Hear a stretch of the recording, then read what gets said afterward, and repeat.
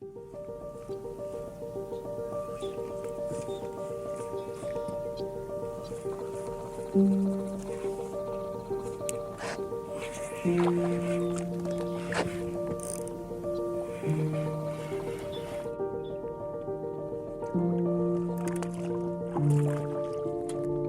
is a small red. I've been fishing a lot this winter, but I haven't really been talking about what I've been doing specifically. I've been doing some other types of videos on technique and such, but thought I'd just take a video to tell you about what I've been doing this winter.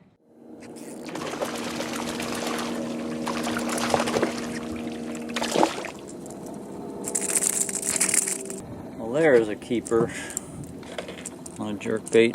So I'm fishing in a large, open, shallow lake. I'm just attacking this by drifting. There isn't any obvious bait concentrations or birds diving.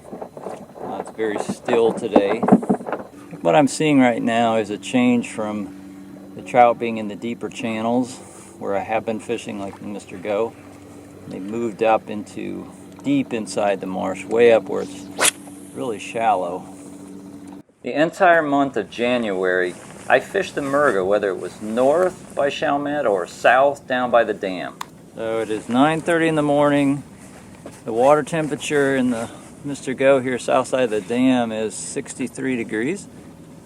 It was 58 degrees in the marsh when we came over here, but it's warmer here. Very clear, probably 2.5, 3 foot of visibility. There we go. Glad to see you didn't give up on that cork. Yeah. That's a solid That's the 17. fat boy corgi. We're catching trout 400 yards off the dam, maybe even 500. Yeah, so we saw there were a lot of very small bait at the dam, a lot of minnows, but also just little trout. So we moved down, actually away from the current. The current's kind of strong up there. Yeah. Smaller one. No, it's a nice one. Ooh, that is It's a John. nice fish. Nice trout. Sweetness. Woo! Beautiful fish. That's a good. Ooh, that's a good 17. 16, 17. Yep. Caught that one on the trailer of the Chalmette rig. Boom. So right now on the Chalmette rig, I have a number 1 finesse hook. It's a really small hook.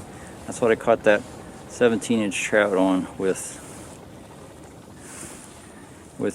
ultraviolet matrix shad on there. It's a really small hook, but it doesn't drop. The fall rate of this trailer lure is slower with that tiny hook. There's a fish. There's a fish, another keeper. Now, he's hitting that UV. Guess what? Yes, I'm going to another keeper trout go back to on that mine. Chalmette rig. So we caught a lot of fish in the Mr. Go in January, but the last trip that I made there, the conditions looked good and there was bait at the dam, but there were no trout under the bait.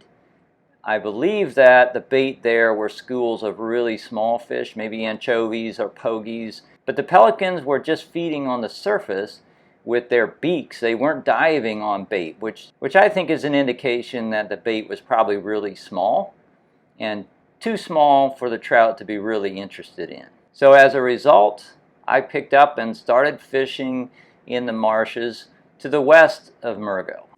I know one thing that's going on is that brown shrimp juveniles are starting to come out of the marsh grass. They're going to come into the lakes and they're going to grow in here, getting ready for a migration out of the marsh later in the year, later in the spring. And so it's quite possible that the trout are anticipating that and that there will be more food in these inner marsh lakes than back in the Murgo Channel or in the bigger lakes. There's also mullet in here, juvenile mullet.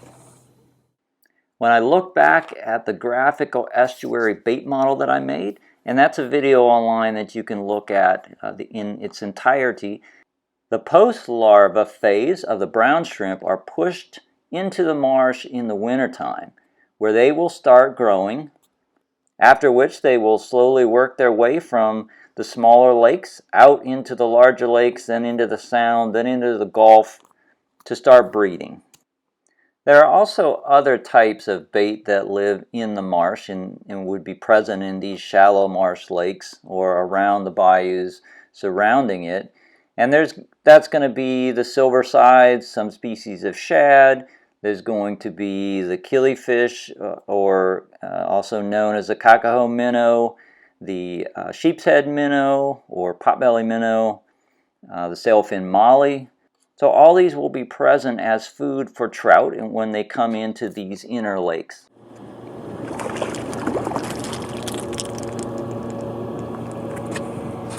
Well, and I caught a trout on a topwater. I've had a number of hits.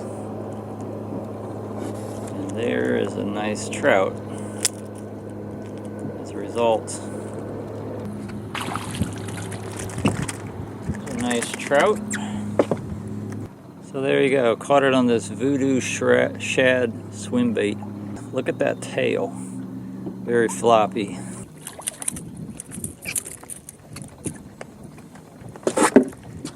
I switched that voodoo shad over to the cork. I'm getting responses right away with the voodoo shad on a popping cork. Nice trout. Yeah, so interesting. Man, that voodoo shad is down, all the way down in its throat.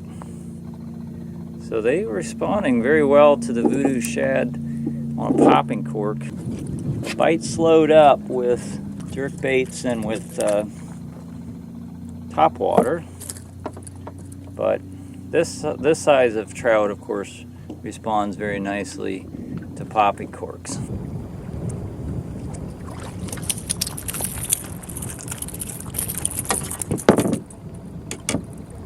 What the? Look at that. I caught a fish and a piece of wire. I'm fishing a much wider variety of artificial baits here in these shallow marsh lakes than I am in the Mr. Go. In here, the fish are subjected to rapid changes in water temperature, water clarity, and water movement. It's not unusual for water temperature to increase 10 degrees from morning to afternoon in the shallow water.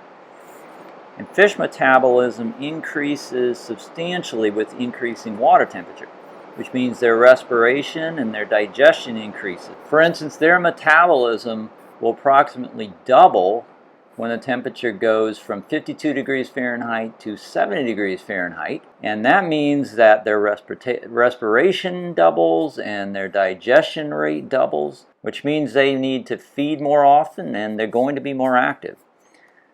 So I change artificial baits quite a bit in these conditions because I suspect that the feeding behavior of the trout will be changing.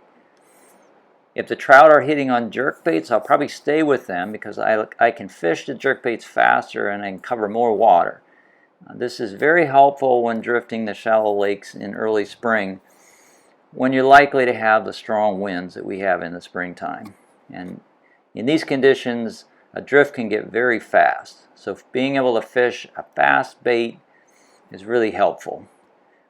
We also always use a drift sock in these conditions. But even so, it can be difficult to fish a bait that needs a slow presentation just because the boat's moving too fast. It's very common for me to use a popping cork in these shallow lakes. And so I'll always have one tied on. Often the type of popping cork doesn't seem to matter, but I've had 2 trips this spring when the Four Horsemen cork outfished the other popping corks that we used. Didn't seem to matter what was on the end of it. It was just the sound. And part of it was that these were very windy conditions, and I think it's very loud in the water, and that is a very loud cork, and it does have a particular sound, but possibly that louder sound or the frequency of that sound made a difference between the standard popping cork with the metal balls.